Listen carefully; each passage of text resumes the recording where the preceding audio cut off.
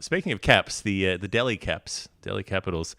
Lovely. Look, they had inspiring speeches from Ricky Ponting in the change rooms. They had Rishabh Pant being Rishabh Pant. They they bowed out in straight sets. They lost two finals in a row and they're gone. Ski. What happened? What went wrong for DC?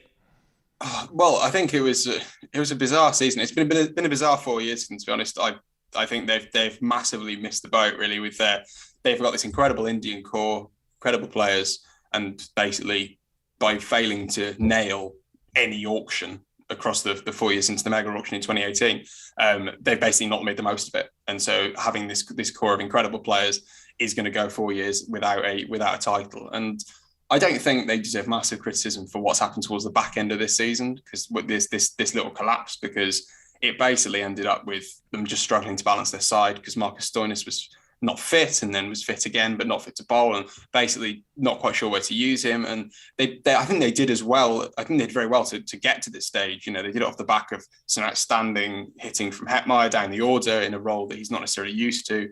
And they did it off the back of Norkia being an absolute brute, just an incredible, freak of a player who I think, could very easily tear up the World Cup as well. And they also did it wearing, I still think, the greatest T20 kit of all time, the rainbow kind of Pescara football inspired one, which I will, and I'm using this as a platform now, I will pay significant money for anyone who can give me one of those shirts, because you can't buy them online. So if any final word listeners can get in touch, I will do my best to supplement your income for the coming years, because I want at least one, if not multiple. I'm going to go full Einstein and just have a full wardrobe full of them. But what happened today was just KKR. KKR'd them really high. Yeah, like we were saying, high pace, lots of spin. They couldn't really cope with it. And the issue that Delhi had is that they basically relied, like a lot of teams, they relied on their top order coming out and nailing it, and their openers, smashing it from the get-go. Prithvi Shaw is such an aggressive, exciting player, but it is high risk, and when it doesn't come off consistently, it does leave you short. And today, that was pretty much the case. Stoinis just couldn't get away from that strike rate of about a run a ball. It was a sticky dog of a wicket. And you're coming up against some of the best exploiters of those conditions in the world, and he just could not accelerate. There's a couple of nice hits, a couple of nice strokes, but really he got out for, I think it was 20 odd off, slightly more than 20 odd. And it was 17 off 19, something like that. There you go. It wasn't. I went all great cricketing then, didn't I? Yeah. How many did you get? Yeah. 20. Strike rate of about 120. Yeah. But it was just a bit frustrating. Now, what was quite funny was that.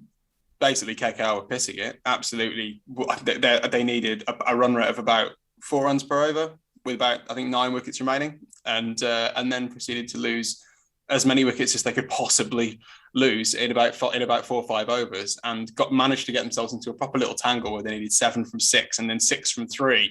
And Owen Morgan got out again. He's having a terrible season with the bat.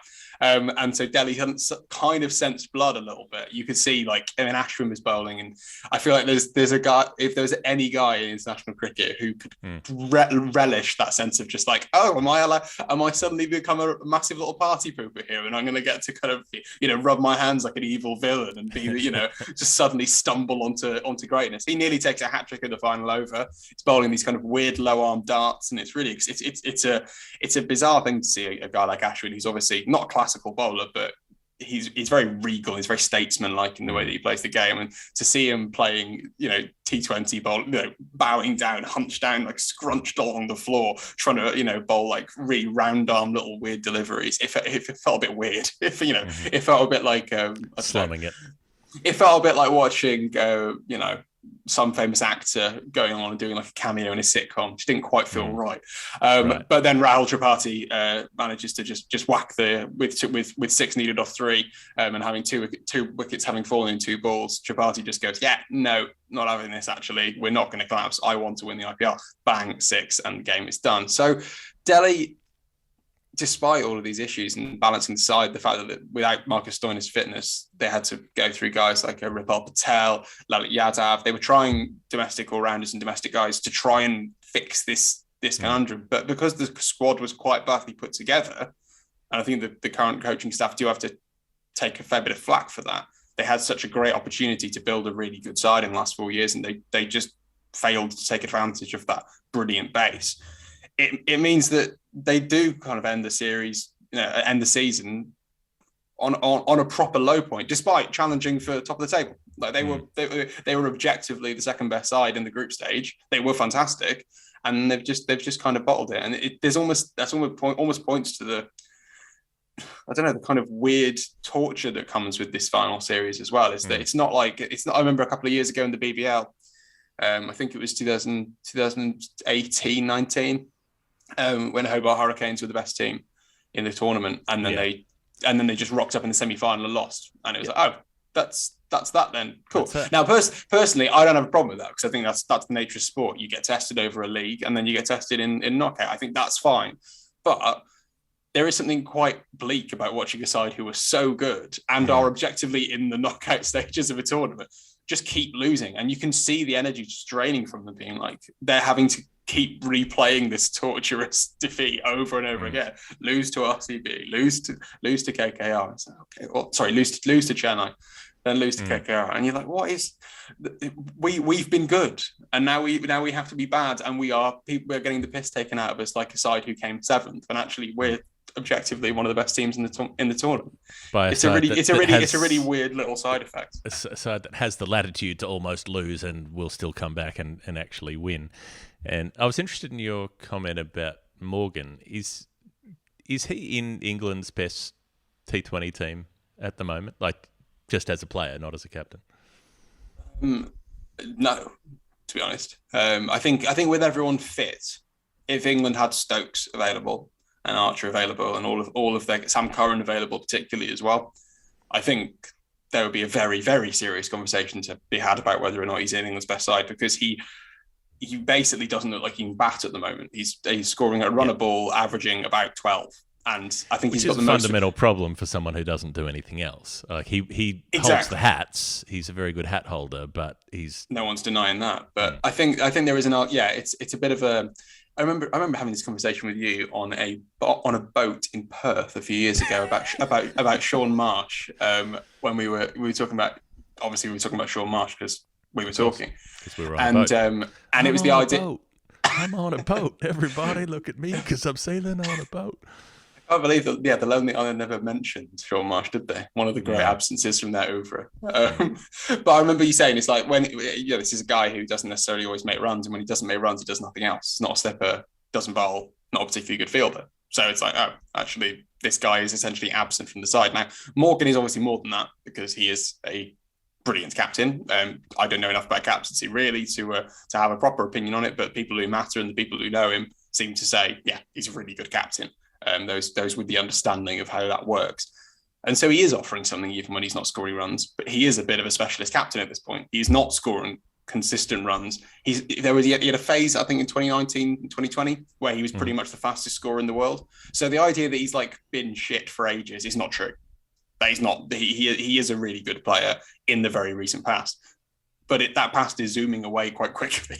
It suddenly feels very distant memory of him being a genuinely elite batsman. I think there was a couple of interesting hypothetical questions that we'll see the answer to in the next couple of weeks. One is that if Shakib Al Hassan on Sunday decides that he's not going to go and play for Bangladesh in round one of the World Cup and he's going to play the final, then if Andre Russell is fit, Morgan has the question of whether or not he drops Shakib or himself to get Russell back into the side. Now, there is an argument that KKR are a better team with Morgan out of it and Russell in it alongside Shakib.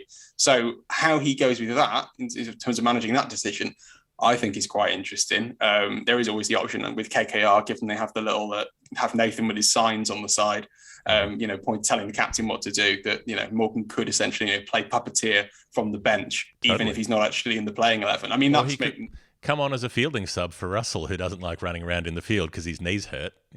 Morgan can come on and sub-field and do the fielding changes and wear the hats and, perform the role that he performs in the team without actually taking up a place in the order. I'd like to think that he would wear the hats on the sideline regardless as well. Same. The other one I was going to say in terms of that, how he deals with this particular question is going to be quite instructive as to what happens in the World Cup, because there is a scenario when England turn up in the semi-final, all being well, win their group or come second in their group, and they face India, India are going to pick Ravi Ashwin to try and dismiss all of England's left-handers. Now, suddenly, getting rid of Owen Morgan makes that problem slightly less stressful. Bring Sam Billings in, bring another right-hander. So that would be a big call for him to have to drop himself again. So how he deals with this first one will, I think, give us a bit of an insight into whether or not it's, it's something that's in his thinking. It's a big call for, it's also a bloody big call for a player who is about to go into a mega auction cycle to say, you know what, I don't think I'm good enough. And then they're like, well, why would we? Yeah, it's only my personal opinion. I think I'm rubbish. So I don't know why you guys want to give me all the big bucks. But equally, everything's more complicated than that. I think it'll be fascinating. It's an interesting trend of the IPL that the final is contested between two captains who have had huge white ball success as skippers for their country, and are doing well for their teams right now, but not necessarily that consistently with the bat. And obviously, MS had that excellent game in the eliminator, or not the eliminator, the qualifier one or whatever it's called. Whatever it was. But it does help when you're a wicketkeeper and you can at least do that job. So you're ticking a few boxes. The performance where he comes out and makes that quick 20 or whatever it was at the end and wins the game.